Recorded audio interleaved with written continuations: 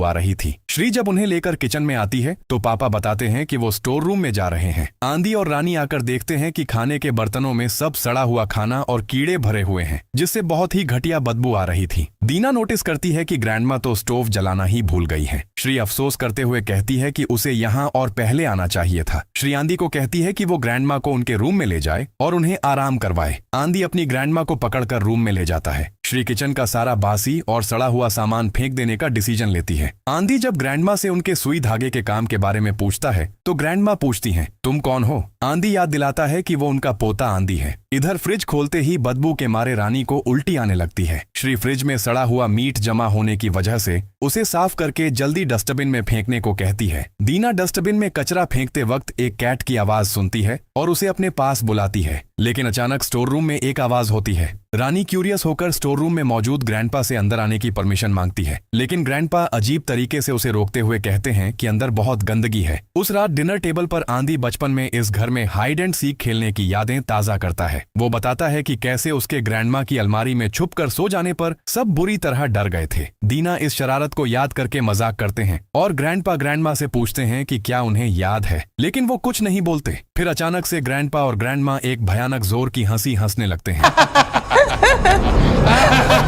खैर, इसके बाद श्री दीना को बताती है कि वो ग्रैंडपा और ग्रैंडमा को अपने साथ घर ले जाना चाहती है, क्योंकि इस बुढ़ापे में उन्हें देखभाल करने के लिए किसी की जरूरत है। आधी रात को सो रहे ग्रैंडपा और ग्रैंडमा अचानक हवा में फ्लोट करने लगते हैं। दूसरी तरफ रानी नींद से उठकर पानी पीने के लिए किचन में जाती है। रानी ग्रैंडमा को अजीब हालत में नींद में चलते हुए देखकर आवाज लगाने लगती है और पूछती है कि वो कहाँ जा रही हैं। ठीक उसी वक्त ग्रैंडपा आकर बताते हैं कि ग्रैंडमा की अक्सर रात में इस तरह नींद में चलने की आदत है और वो खुद उनका ख्याल रख लेंगे।